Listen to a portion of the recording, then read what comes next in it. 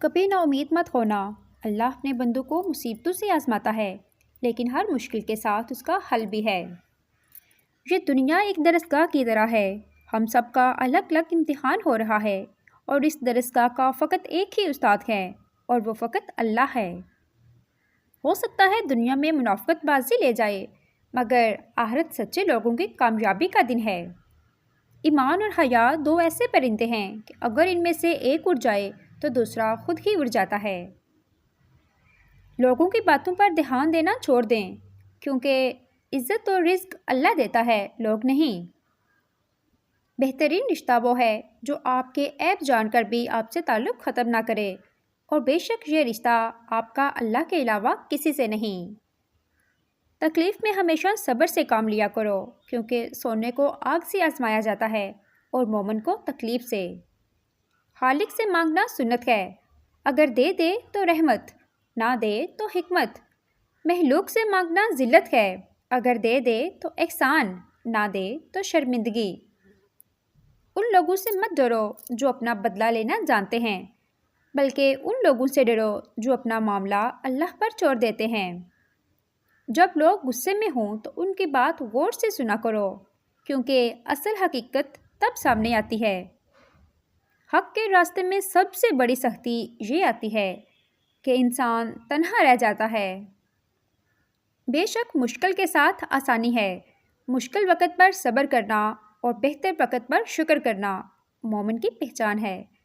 اگر رات زندگی مشکل ہے تو کل کی آسانی کا وعدہ بھی اللہ نے کیا ہے۔ اللہ سے مانگو، خوب مانگو، اللہ تمہیں امید سے بڑھ کر دے گا۔ جب کوئی عورت تمہارے سامنے رو پڑے تو تمہاری مردانگی کا تقاضا یہ ہے کہ تم اس بات کو وہیں ختم کر دو۔ تکلیف میں صبر سے کام لو، کیونکہ سونے کو آگ سے آزمایا جاتا ہے اور مومن کو تکلیف سے۔ بے نسلے لوگوں کی سب سے بڑی نشانی یہ ہوتی ہے کہ تم جتنی انہیں عزت دو گے وہ اتنے ہی تمہیں تکلیف دیں گے۔ جو لوگ اپنی دعاؤں میں دوسروں کو شامل کرتے ہیں، خوشیاں سب سے پہلے ان کے دروازے پہ دستک دیتی ہیں۔ وہ جگہ چھوڑ دو جہاں تمہارے احساس اور تمہارے الفاظ کی قدر نہ ہو، پھر چاہے وہ کسی کا گھر ہو یا کسی کا دل۔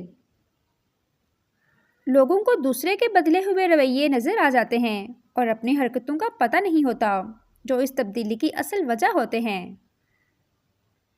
زیادتی اتنی ہی کرو جتنی خود پہ آئے تو جھیل سکو، اور صبر اتنا ہی سمیٹو جتنا خدا کا عذاب برداشت کرنے کی طاقت رکھتے ہو، کیونکہ صبر کرنے کا معاملہ اللہ رب العزت کا معاملہ بن جاتا ہے۔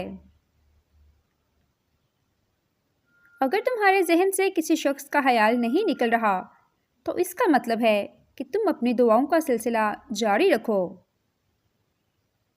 حق بات کہنے سے مت ڈرو، کیونکہ نہ کوئی تمہیں موت دے سکتا ہے اور نہ ہی کوئی تمہارا رزق کم کر سکتا ہے۔ صبر، شکر، ذکر اور فکر چاروں بہت بڑا درجہ رکھتے ہیں۔ صبر مشکل کو ٹالتا ہے، شکر نعمت کو بڑھاتا ہے، ذکر درجات کو بلند کرتا ہے، اور فکر گناہوں سے روکتا ہے۔